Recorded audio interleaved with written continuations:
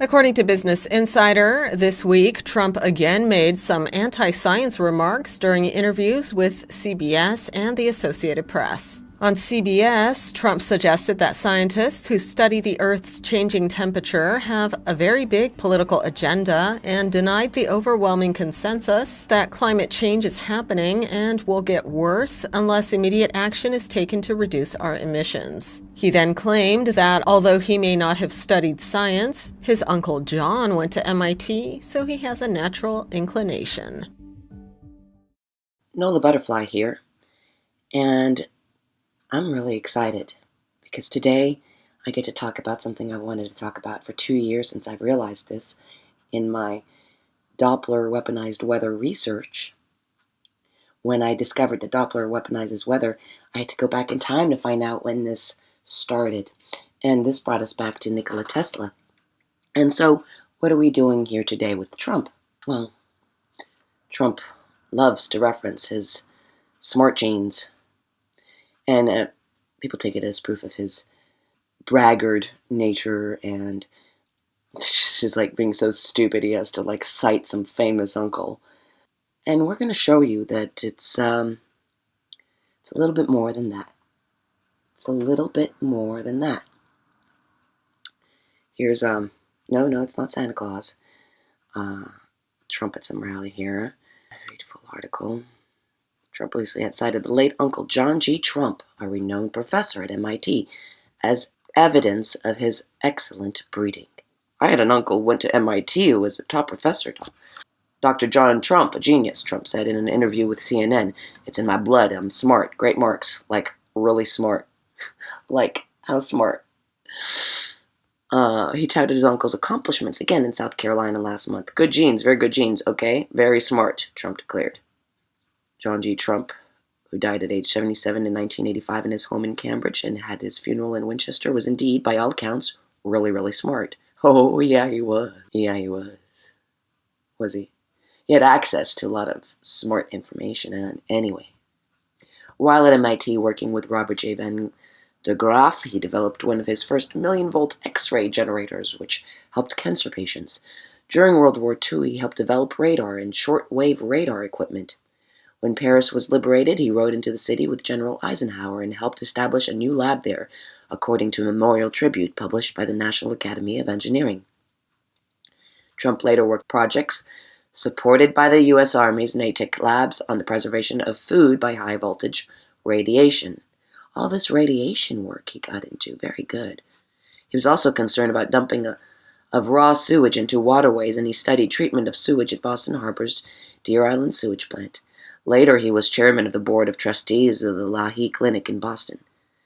But some of his most notable contributions were the treatment of cancer by radiation and studying how to radiate deep tumors without harming nearby healthy tissues. He won numerous awards, including National Medal of Science, presented posthumously by President Reagan in 1985, and wrote some 100 scientific papers. My father's brother was a brilliant man, Donald Trump said in an interview. We have very good genetics. But Trump is quick to add his father, who didn't go to college but helped financially support his younger brother's academic pursuits, was just as brilliant as his uncle. My father was the same level as my uncle, except the difference is he was working to put my uncle through school, Trump said. After getting an undergraduate degree from Polytechnic Institute of Brooklyn in 1929 and his master's degree in physics came from Columbia University in 1931, Trump earned his doctorate at MIT in 1933, according to a university spokeswoman. He was so good he became a professor at MIT, Donald Trump said. After spending 3 years as a research associate, Trump was on the faculty for nearly 5 decades, MIT records show. One of John G. Trump's daughters, reached in Pittsfield, Massachusetts, declined to comment. But the Donald remembers his uncle as a man with foresight. I'm very much involved in discussions in this horrible act that we're doing on Iran, Trump said. My uncle used to tell me about nuclear before nuclear was nuclear, said Trump. An impossible feat since he was born 1 year after the first nuclear bomb was dropped in Hiroshima in 1945. Maybe he meant nuclear energy. I don't know. He would tell me, there are things that are happening that could be potentially so bad for the world in terms of weaponry. He understood literally nuclear before it was nuclear. He was a very smart guy. Yeah, he didn't just understand nuclear. He understood microwave and radiation. And it's leaving out a very important part of the story. But let's continue, shall we? I've been waiting to tell this story for a while. Uncle John taught Trump about fire and fury. When the president reflects on nuclear weapon, he likes to remind listeners that he's the nephew of an MIT physicist. Not just any MIT physicist, though. President Donald Trump returned this week to a recurring and favorite theme of his over the years, nuclear war and annihilation. He has thought quite a bit about the topic. Really. Amid the president's threat to unleash fire and fury upon North Korea if the country's nuclear ambitions continued to expand, this was 2017, look no further than Trump's late uncle John Trump for a window onto POTUS's thinking. His brother Fred, the president's wealthy father, paid John's way through college and graduate school, and John ultimately had a number of nifty accomplishments around food preservation, medical device sterilization, radiation treatments for cancer, and the military uses of radar. Let's see if they mention somebody here. National Academy of Engineering recognized John after his death. John had no experience developing nuclear weapons or nuclear policy, but that has never stopped his nephew from invoking his uncle's name when he weighs in on those subjects. So a brief tour of the president's reminiscence about Uncle John offers a window onto the philosophy, if that's what it is, of the man in possession of the U.S. nuclear codes. Take, for example, a small portion of Trump's campaign speech when he free associated about the Obama administration's nuclear deal with Iran. Look, having nuclear, my uncle was a great professor and scientist and engineer, Dr. John Trump at MIT. Good genes, very good genes, okay? Very smart. The Wharton School of Finance, very good, very smart. You know, if you're a conservative Republican, if I were liberal, if I ran as a liberal Democrat in the world, it's true. But when you're a conservative Republican, they try, they do a number. That's why I always start off. Went to Wharton, was a good student. Went there, did this, built a fortune. You know, I have to give my life credentials all the time because we're a little disadvantaged. But you look at the nuclear deal, the thing that really bothers me, it would have been so easy, and it's not as important as these lives are. Nuclear is powerful. My uncle explained that to me many, many years ago, the power, and that was 35 years ago. He would explain the power of what's going to happen, and he was right. Who would have thought? Possible takeaways: 1, the president needs therapy. 2, Uncle John was smart because he had good genes, and Trump is smart because he shares those genes. 3, nuclear is powerful. 4, who would have thought? 5, he's not just some random motherfucker. But you don't know that from this because you don't know the whole rest of the story. Let's see if they put it in here. Let's extrapolate from these verbal gymnastics. Who would have thought? Register some respect for the world-ending destructive forces of nukes. That wouldn't be a new idea for Trump. He told the New York Times in 1984 that he worried that some wacko over in Syria can end the world with nuclear weapons. The Times noted that Trump's concern for nuclear holocaust is not one that popped into the mind during any recent made-for-television movie. No, in fact, the Times pointed out it had been troubling him since his uncle, a nuclear physicist, began talking to him about it 15 years ago. Trump told the Times those 33 years ago that the threat of a nuclear holocaust bothered him so much that he hoped to have the chance to someday use his deal-making skills to negotiate nuclear arms agreements. Interesting. When I spent a lot of time with Trump over a decade ago as a reporter, and then for a 2005 biography, I wrote he often spoke glowingly about his uncle, citing him as an influence. Shortly after Trump announced his president bid in 2015, he told the Boston Globe that his uncle was brilliant and evidence that the Trump family had very good genetics. I keep saying that. My uncle used to tell me about nuclear before nuclear was nuclear. Trump told the Globe he would tell me there are things that are happening that could be potentially so bad for the world in terms of weaponry. In early 2016, Trump sat with CNN's Anderson Cooper for a television town hall and they discussed nukes. So, some proliferation is okay? Cooper asked. No, not proliferation, Trump replied. I hate nuclear more than any. My uncle was a professor, at MIT, and he used to tell me about the problem. Trump added, at some point we have to say, you know what, we're better off if Japan protects itself against this maniac in North Korea. We're better off, frankly, if South Korea is going to start to protect itself. Trump also referred to President Barack Obama in the town hall. We have a president, frankly, that doesn't Nobody's afraid of our president. Nobody respects our president. He said, I don't want more nuclear weapons. I think that, when I hear Obama get up and say the biggest threat to the world today is global warming, I say, is this guy kidding? The only global warming I'm worried about is nuclear global warming, because that's the single biggest threat.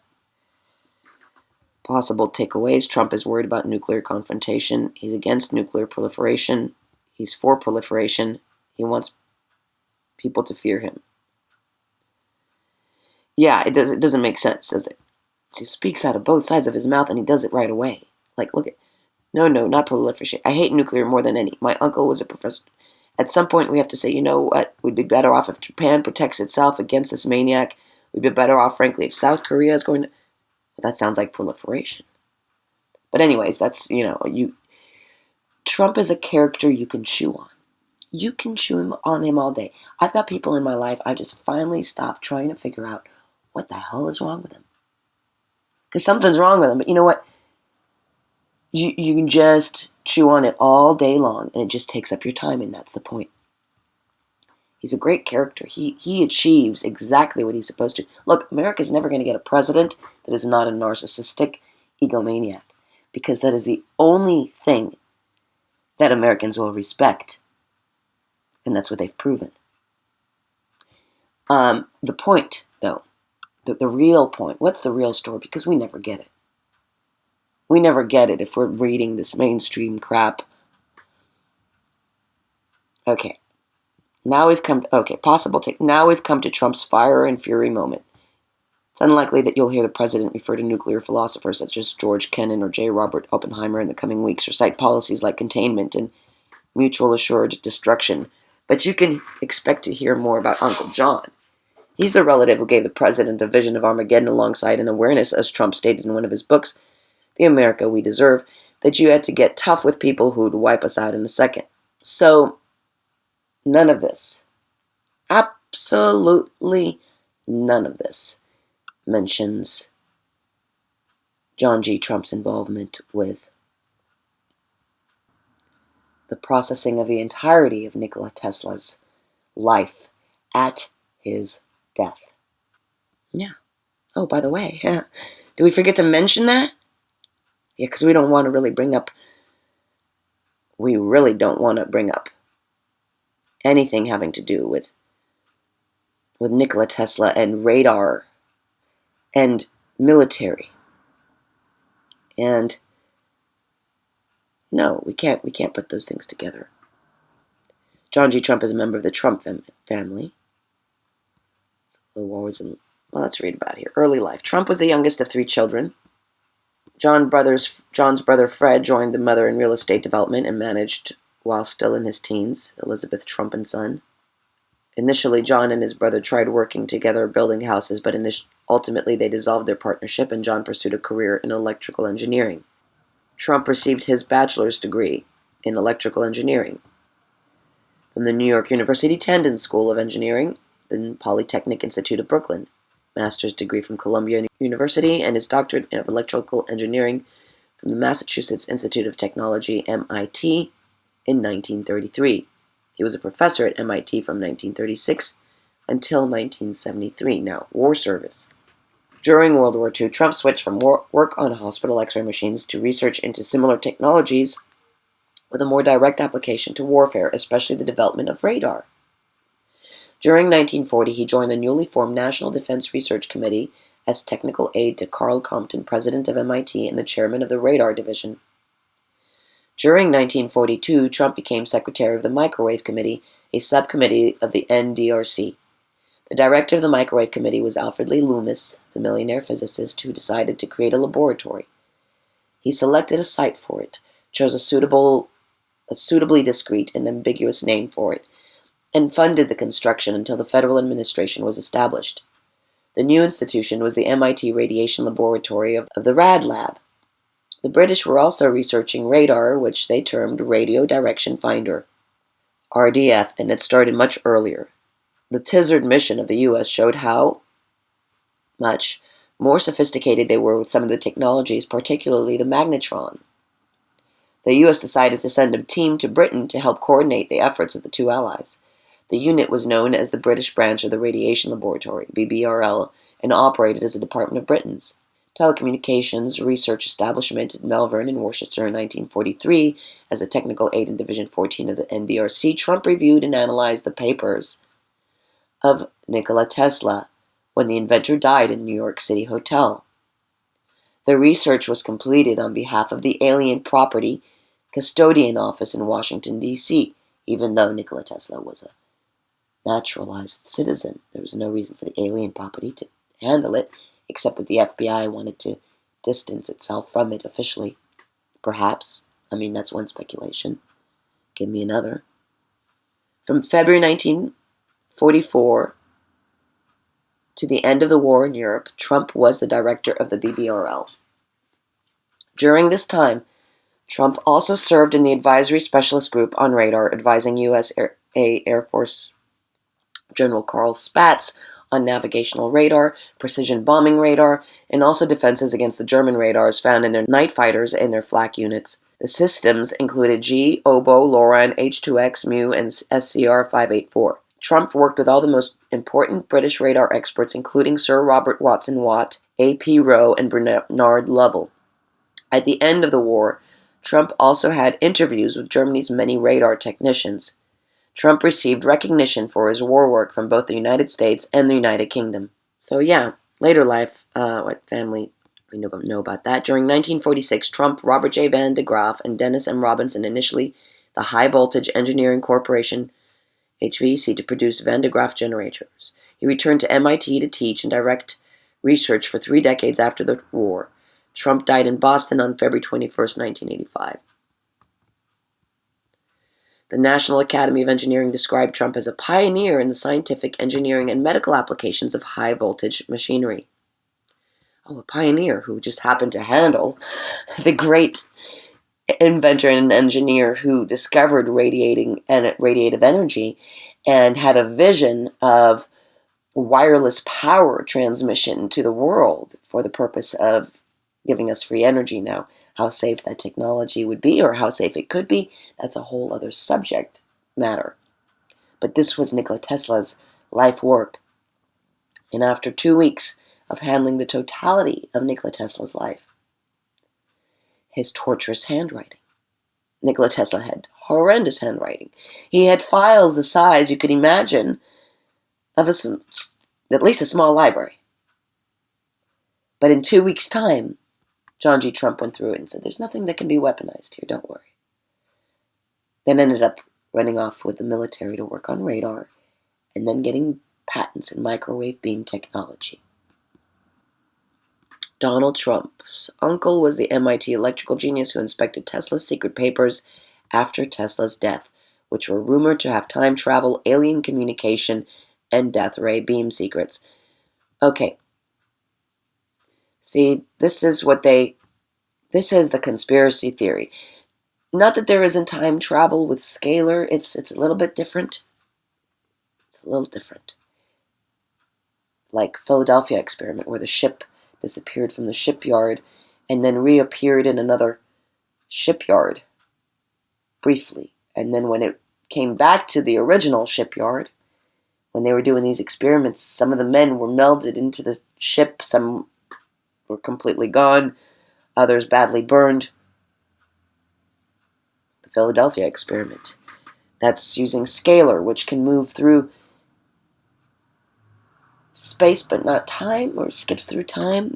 I'm going to do a video on scalar down the road. I've got my research lined up to present it, but I haven't processed it all with my little mind.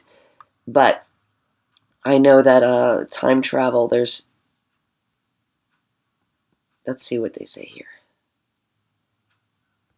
Some alien quantum communications claim, and if Trump's dad knew him, and then Trump might have some future knowledge that helped him get rich. See, that's just some bullshit. Sorry, guys. That there's some time traveling, and that's how Trump knew about what. No, that's not the thing with Trump.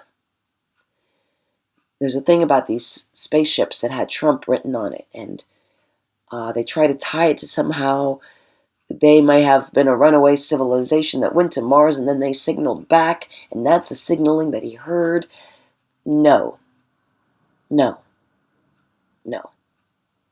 Actually, the signaling that Tesla heard was most probably, the SOS from Marconi's signaling that was going on, the 1, 2, 3, that was going on from across the seas. And there's a few reasons why that theory doesn't line up. I'd like to see more about this Trump airship. I'm sure the government has always been applying all the technology it has to create things that didn't exist at the time. Of course, I wouldn't be surprised if there was an airship.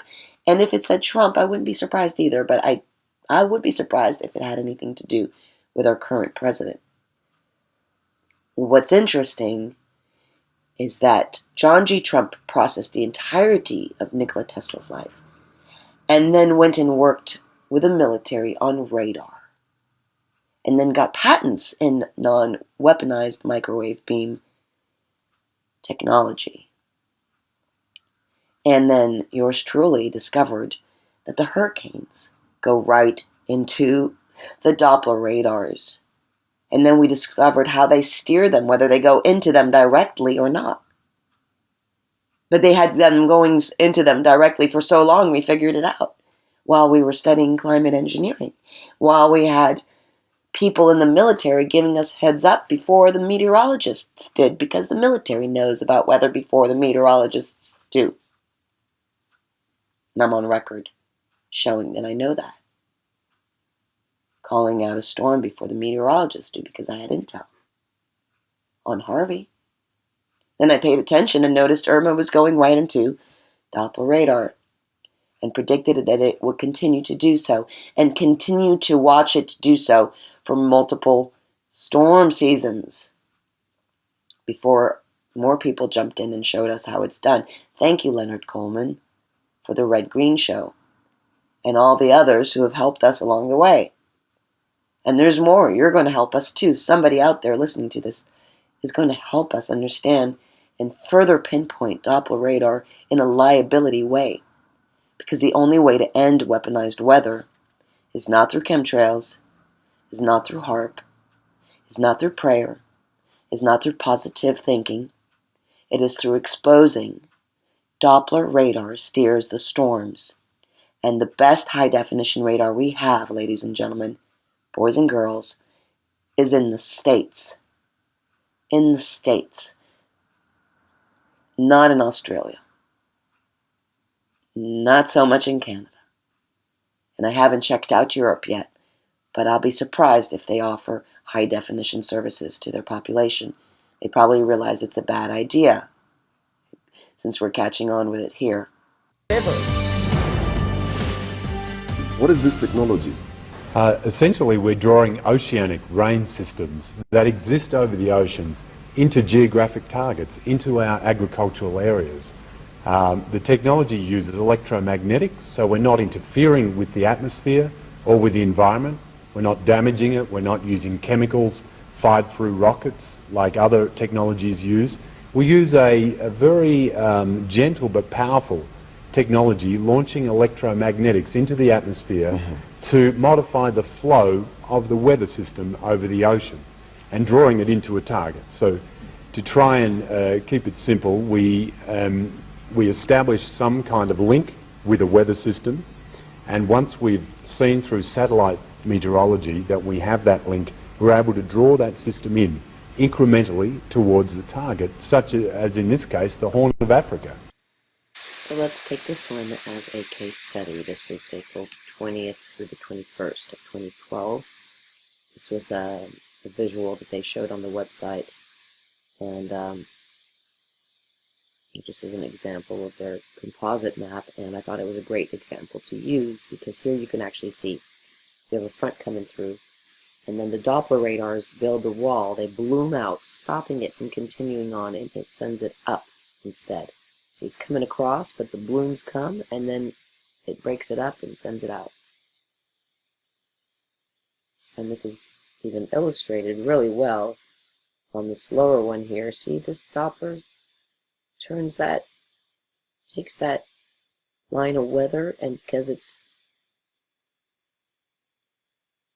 right over here, that energy goes like that, goes around it, like it splits it up, like it's a Laffy Taffy being pulled on a line of conveyor belts. Hey, can I play with you? Yeah. You see the Doppler can turn one way, and then it moves the wind. The little red ball is the piece of energy coming through, and the Doppler will. Try.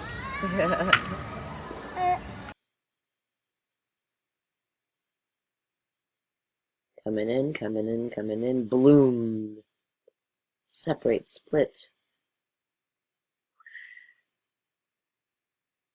Over here too, you can see there's some weather coming in, and it blooms, breaking it up. Sometimes it's not strong enough to get rid of it altogether, but it kind of desiccates it, like a desiccated cell or something. It loses its fullness. I could tell when they're raising the, I mean, these create low and high pressure fronts. I don't know about a front, but high and low pressure areas. So this is low pressure, low pressure, low pressure, low pressure, low pressure, low pressure, low pressure, high pressure. Low pressure, low pressure, low pressure, low pressure, low pressure, low pressure, high pressure.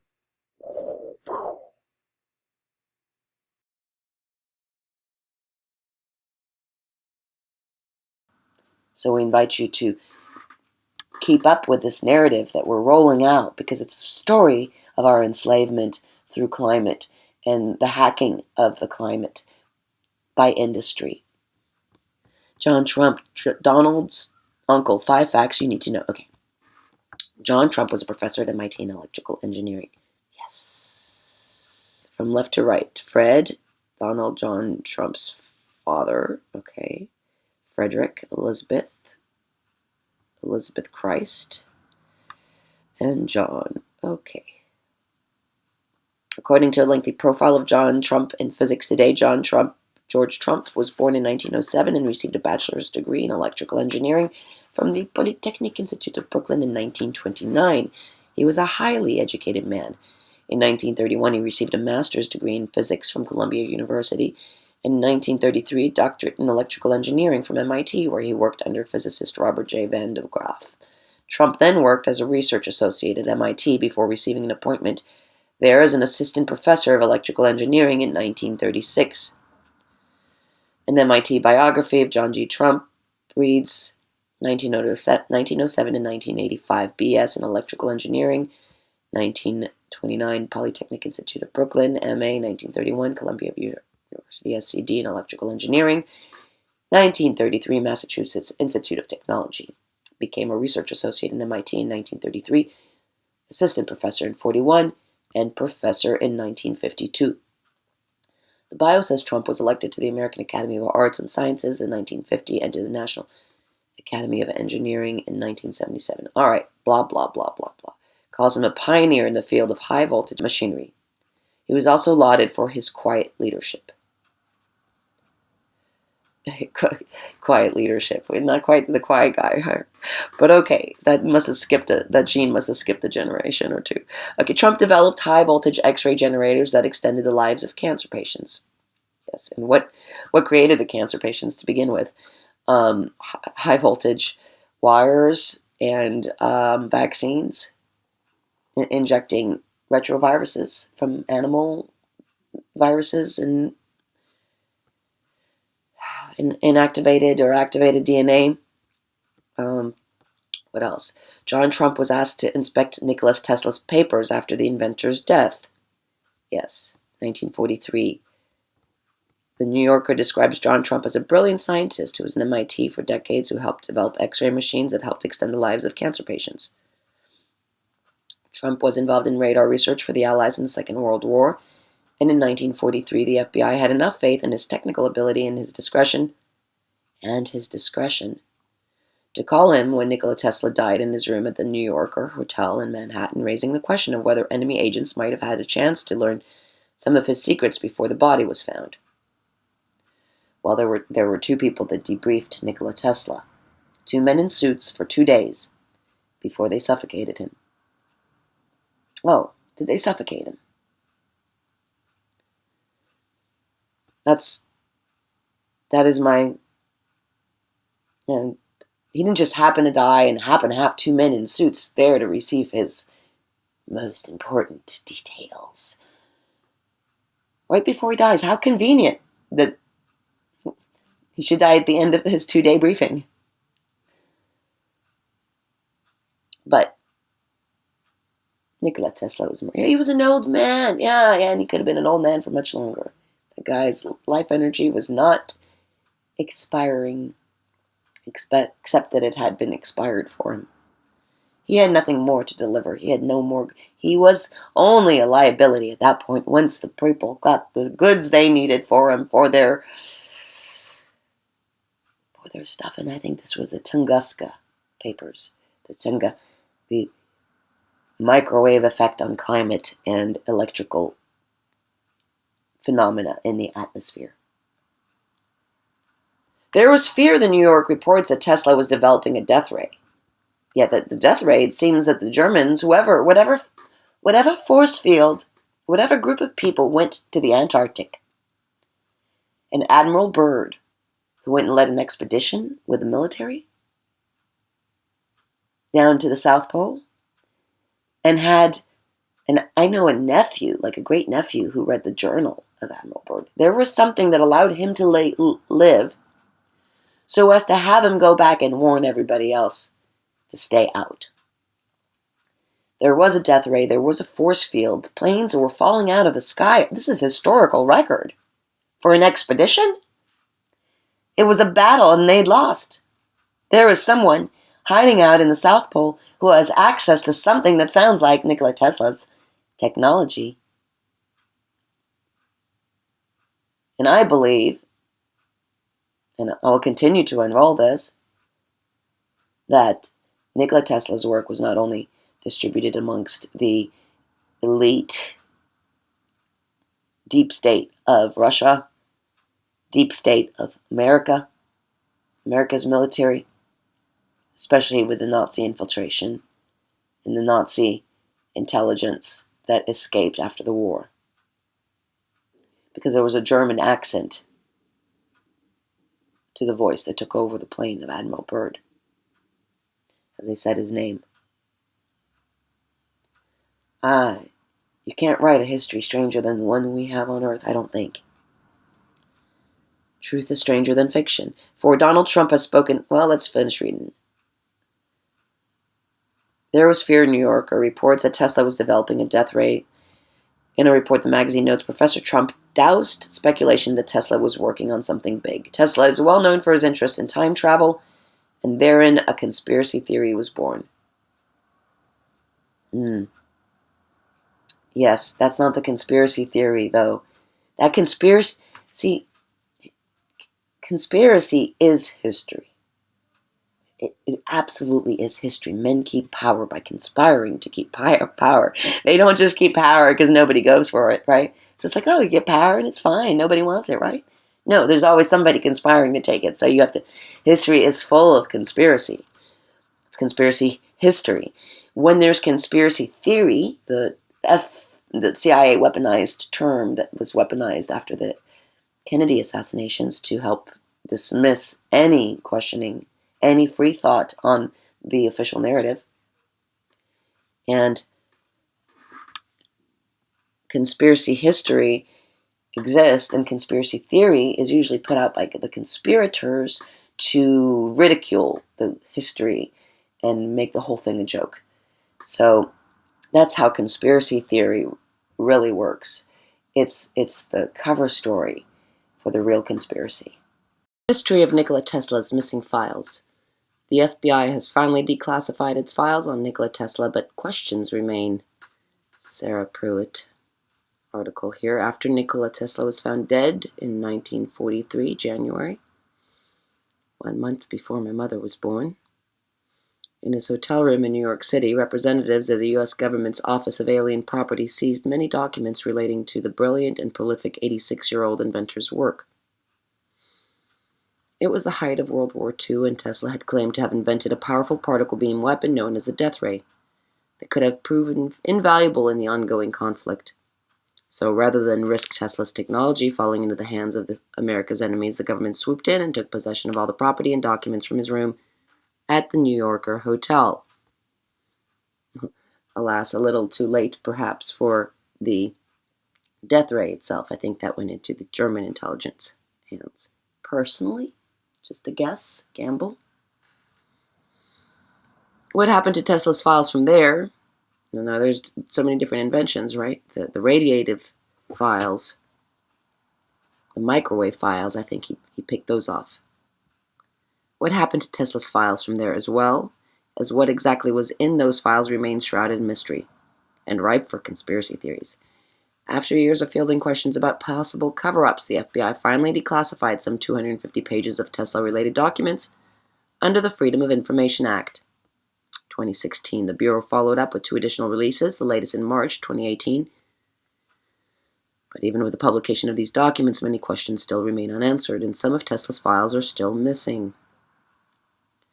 3 weeks after the Serbian-American inventor's death, an electrical engineer from the Massachusetts Institute of Technology was tasked with evaluating his papers to determine whether they contained any ideas of significant value.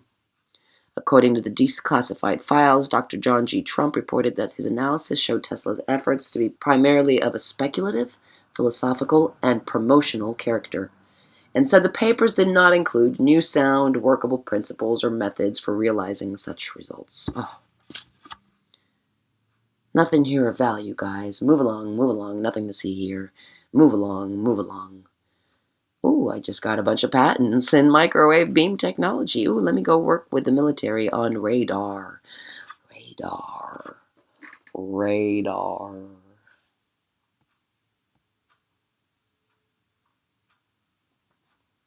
High voltage. Kind of looks like a Tesla coil. The scientist's name undoubtedly rings a bell. Uncle of 45th U.S. President John J. Trump. The younger brother of Trump's father, Fred. He helped design X-ray machines, blah, blah. My uncle used to tell me about nuclear before nuclear was nuclear, he once told an interviewer. At the time, the FBI pointed to Dr. Trump's report as evidence that Tesla's vaunted death ray particle beam weapon didn't exist outside of rumors and speculation. But in fact, the U.S. government itself was split in its response to Tesla's technology. Mark Seifer, author of the biography Wizard, The Life and Times of Nikola Tesla, says a group of military personnel at Wright-Patterson Air Force Base in Dayton, Ohio, including Brigadier General L.C. Craigie, had a very different opinion of Tesla's ideas. Craigie was the first person to ever fly a jet plane for the military, so he was like the John Glenn of the day, Seifer says. He said, there's something to this. The particle beam weapon is real. So you have 2 different groups. One group dismissing Tesla's invention, and another group saying that there's really something to it. Then there's the nagging question of the missing files. When Tesla died, his estate was to go to his nephew, Sava Kosanovic, who at the time was the Yugoslav ambassador to the U.S., thanks to his familial connection with Serbia's most celebrated inventor. According to the recently classified documents, some of the FBI feared Kosanovic was trying to wrest control of Tesla's technology in order to make such information available to the enemy, and even considered arresting him to prevent this. Teehee. Well, in 1952, after a U.S. court declared Kosanovic the rightful heir to his uncle's estate, Tesla's files and other materials were sent to Belgrade, Serbia, where they now reside in the Nikola Tesla Museum there. But while the FBI originally recorded some 80 trunks among Tesla's effects, only 60 arrived in Belgrade, Seifer says. Maybe they packed the 80 into 60, but there's the possibility that the government did keep the missing trunks. For the 5-part history series, The Tesla Files, Seifer joined forces with Dr.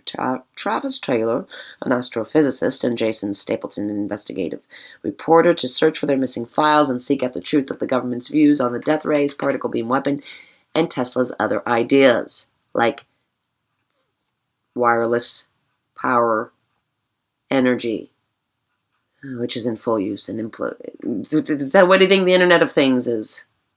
And I hear you need to do more research that 5G can actually tap into the power storage of an electrical car and zap it. Take it. Transfer of energy wirelessly. Hello. The Tesla files. Okay. Despite John G. Trump's dismissive assessment of Tesla's ideas immediately after his death, the military did try and incorporate particle beam weaponry in the decades following World War II, Cipher says. Notably, the inspiration of the death ray fueled Ronald Reagan's Strategic Defense Initiative, or Star Wars program, in the 80s. The government is still using Tesla's ideas to power its technology. Cipher explains that could explain why some files related to the inventor still remain classified. There's evidence that Franklin D. Roosevelt, Vice President Henry Wallace discussed the effects of Tesla, particularly those dealing with the wireless transmission of electrical energy and a death ray, with his advisors, according to FBI documents released in 2016. Along the same line, Cipher and his colleagues in the Tesla files uncovered the role played by Vannevar Bush, whom FDR appointed as head of the Manhattan Project. In evaluation of Tesla's papers, they also looked at the possibility that FDR himself may have sought a meeting with the inventor just before he died. By visiting some of the key places in Tesla's life, from his laboratory to Colorado Springs, to his last living quarters in the Hotel New York, or to the mysterious wireless tower he built at Wardenclyffe, Long Island, Tyler and Stapleton sought to unravel some of the mysteries surrounding the celebrated enigmatic inventor. Yours truly has unraveled the number one mystery that is upon us today. Yes, yes, World of Hot Water documentary series and the movie, which puts together all of the first part of the series for the most part, and we're continuing with this narrative as well. This is not unrelated. They also traveled to California, where some of Tesla's other groundbreaking ideas, many of which were seen as unrealistic or even crackpot during his own lifetime, now fuel some of the most dominant industries in Silicon Valley. Oh yeah, crackpot, conspiracy theories that turned out to be true. Although some of his more sensitive innovations may still be hidden, Tesla's legacy is alive and well, both in the devices we use every day and the technologies that will undoubtedly play a role in our future. Tesla is the inventor of wireless technology. He's the inventor and wireless power. He's the inventor of the ability to create an unlimited number of wireless channels, Cipher says of the inventor's lasting impact. So, radio guidance systems, encryption, remote control robots, it's all based on Tesla's technology. As well as weaponized, weather making, Doppler, weather directing, radar, high frequency, microwave, Tesla technology in our midst. In America, we're the ones that can prove this the best. So here's an item of note. This came on early in Trump's administration. Experts say Trump's EPA moving to loosen radiation limits. Washington. By Ellen Nickmeyer. The EPA is pursuing rule changes that experts say would weaken the way radiation exposure is regulated, turning to scientific outliers who argue that a bit of a radiation damage is actually good for you, like a bit of sunlight. The government's current decades-old guidance says that any exposure to harmful radiation is a cancer risk, and critics say the proposed change could lead to higher levels of exposures for workers at nuclear installations and oil and gas drilling sites, medical workers doing X-rays and CT scans, people living next to Superfund sites, and any members of the public who one day might find themselves exposed to a radiation release. The Trump administration already has targeted a range of other regulations on toxins and pollutants, including coal-powered plant emissions and car exhaust, that it sees as costly and burdensome for businesses. Supporters of the EPA's proposal argue the government's current model that there is no safe level of radiation.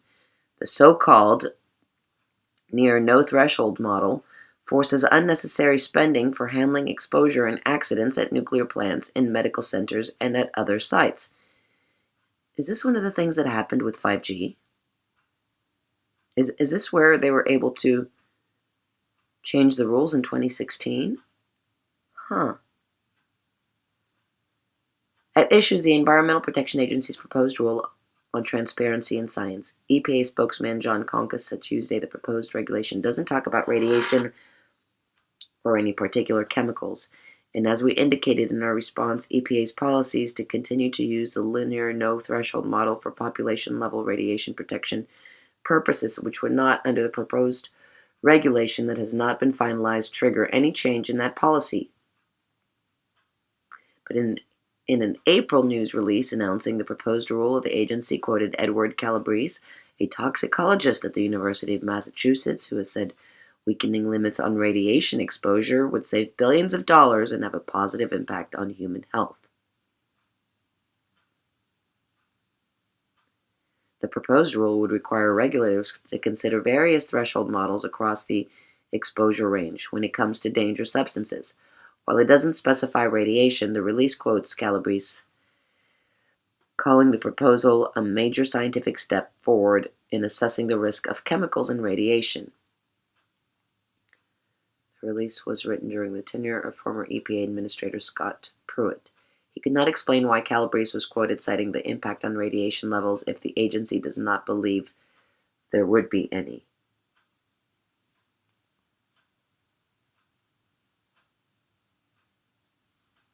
Calabrese was to be the lead witness at a congressional hearing Wednesday on the EPA proposal. Radiation is everywhere, from potassium in bananas to the microwaves popping our popcorn. Most of it is benign. Okay, the potassium in bananas and the microwaves popping our popcorn, those are two separate things. And your microwave popping your popcorn is encased in anti-radiation casing. So, yeah.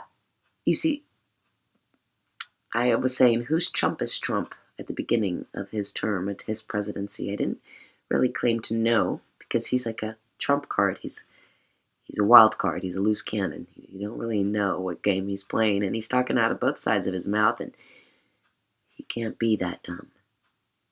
He's actually very smart. Very smart man. It's in the genes. Great uncle. Smart guy. No science. Radar.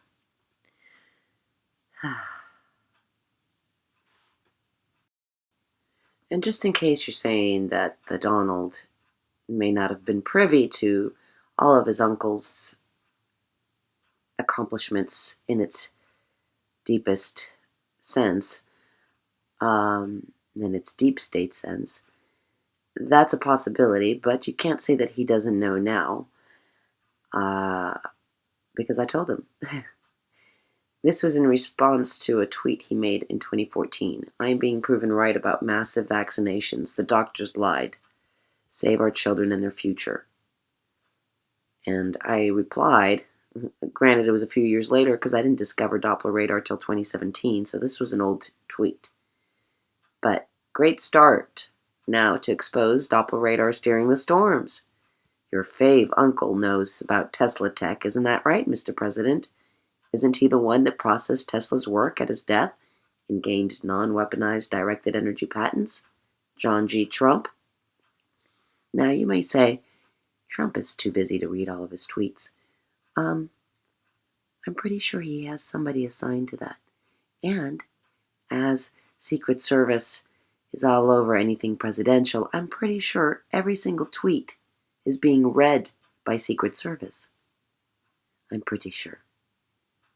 I'm pretty sure Trump's tweeting is not just some civilian asshole thing he does. I'm pretty sure it is tied to his politicking and his strategy. And there's nothing random on his Twitter feed. Here's another thing that was captured. This one, I didn't catch it myself. I captured it off of someone's Facebook. It was actually somebody else who captured it off of someone's Facebook page, so it wasn't anyone affiliated with me. It wasn't any one of my followers who took this, but allegedly, and I can't find this, on September 18th, 2018, September 15th, 9:02 p.m., 12,000 likes. Everyone wants to blame me for making a Category 4 hurricane, but no one wants to thank me for reducing it to a 1 before it hit land. Sad. Did he really say that? Did he really say that? Well, either he did in response to my tweet. Everyone wants to blame me. How many people are blaming him for making it? because there's not a lot of people on the Doppler radar steers the storms. At this point, it was pretty much me. It was pretty much yours truly who was talking about Doppler radar steering the storms and the hurricanes directly. No one else made that connection before I did. Not Weather War, not Mike Morales, certainly not Jim Lee. And Alana Freeland, well, she was able to correct me when I said the first time I discovered NextRad steers the storms, and I didn't even know how to spell the damn thing. I wrote it NextRad with a T. And Alana Freeland corrected me and let me know it's spelled without a T, completely ignoring the fact that NextRad steers the storms. The steers the storms part is a little more important than NextRad, but NextRad is important because when people realize that Doppler radar is climate change, everything will be different, just like